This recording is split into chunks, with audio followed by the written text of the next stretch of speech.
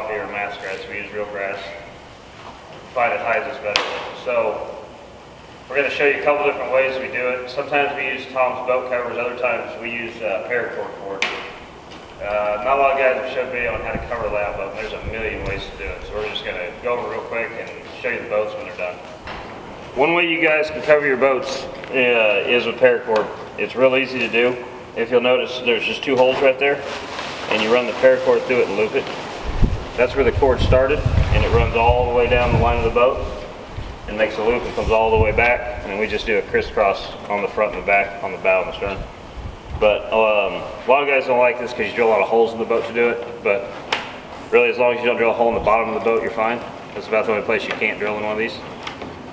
Alright, now the other thing you can do is Tom makes the Cordura boat covers, and they're fitted to each boat. They fit on, there's a rubber band or elastic string, whatever you call it, on the bottom. And they make covering the boats real easy for anybody that doesn't want to drill in them. When you put the doors on later, there's some turnbuckles that go in and it keeps everything attached. We usually do the base of the boats, put the doors on afterwards, because sometimes we use them, sometimes we don't use them, depends on what we do with the boats.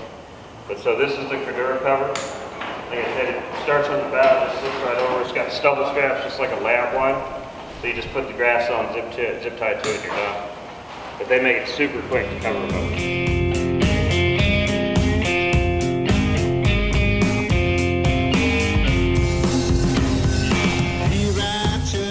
Like I said, we've been hunting out these boats for years now, and I have used grass mats, I've used the ghillie bundles, all different stuff, but personally, we've found that the ducks seem to like the natural grass better. The good part about the natural grass is it's free. We usually cut it out of ditches, I don't know what it's called, but it's just this nice, soft, real, doesn't cut you, it's just real nice grass. It'll turn tan if you don't put anything. You can always grab other cover when you're out and put it on the boat to make it matte. But one thing I see a lot of guys do with these, and I've done it too, is a lot of guys like to cover them just completely so you can't see the boat. They're painted a really good green color that matches the water pretty good. So I've actually found they hide a little better if you don't absolutely just bury them in cover. The other problem with that is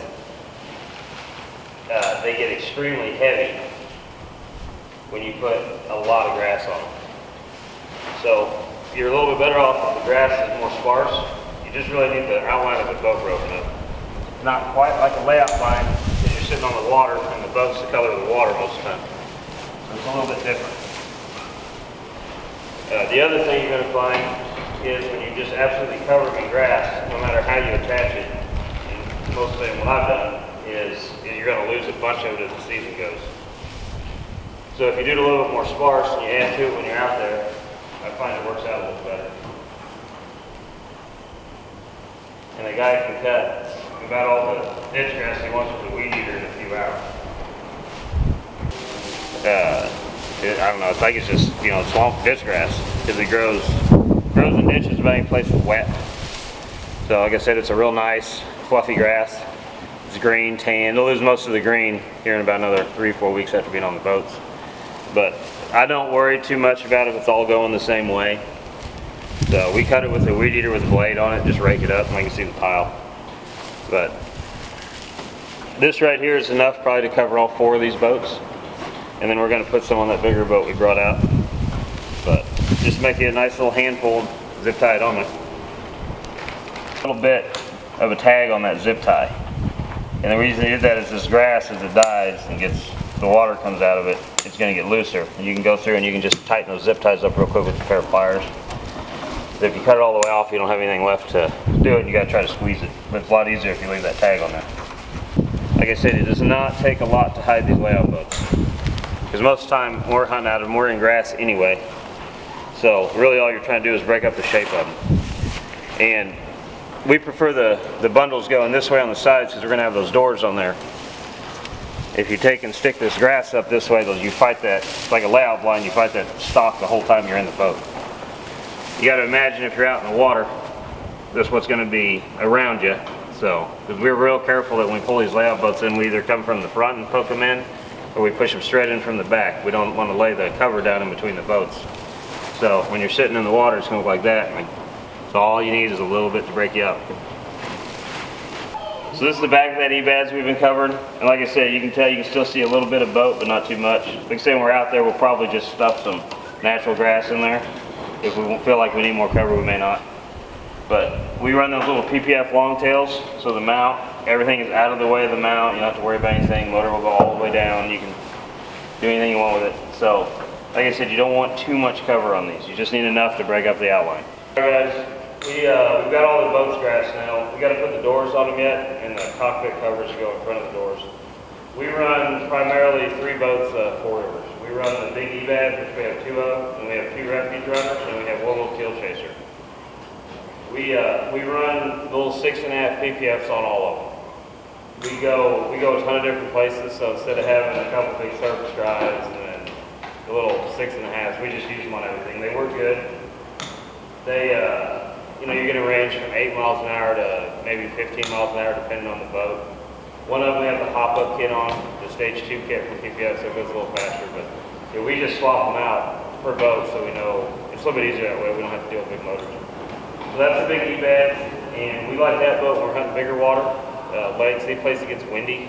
Even in Marsh, if it gets real windy, those boats are great. They're a little bit more stable than the refuge runners, but not a ton, but the refuge runners are pretty stable, but they are a little more stable. They'll carry more of the load too. Then that's our 2 refuge runners.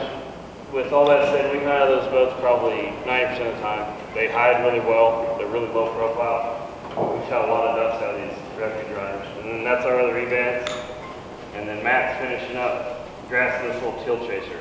And we don't use a motor on this or anything.